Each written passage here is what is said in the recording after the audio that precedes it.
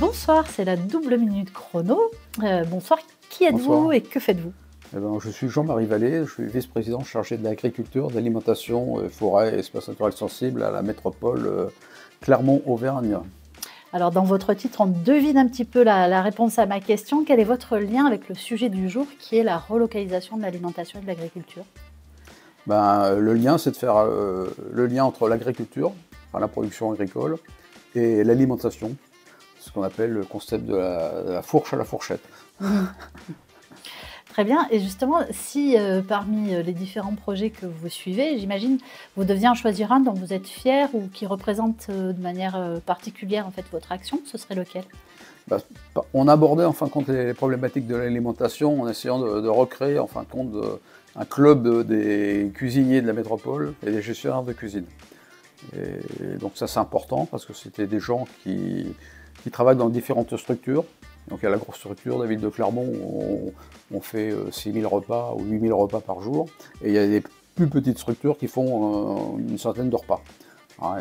Et après, il y a aussi d'autres structures qui font entre 300 et 400 repas. Donc là c'est important en fin de compte de faire dialoguer ces personnes pour voir quel type de cuisine je fais, comment sont appréciées en fin de compte ma cuisine dans ma structure. Donc il y a des visites de cuisine des villes, des communes, de la petite structure à la plus grosse structure.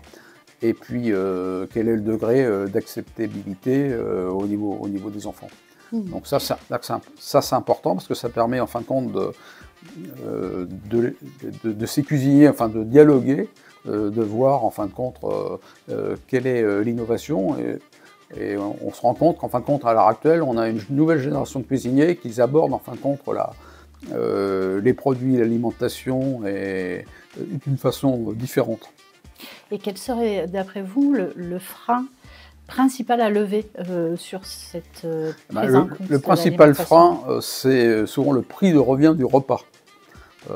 C'est un problème assez aigu avec la dernière crise après post-Covid avec l'inflation des produits alimentaires. On a eu sur certains produits qui ont augmenté 30, 40, 50%, 80%.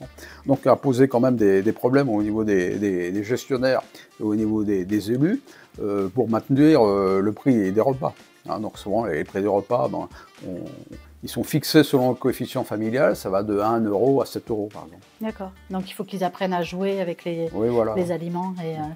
Et peut-être pour finir en un mot, le principal levier, qu'est-ce qui permet d'accélérer la transformation?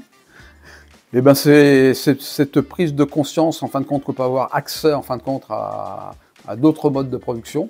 Donc essayer d'avoir de l'astuce au niveau des marchés publics.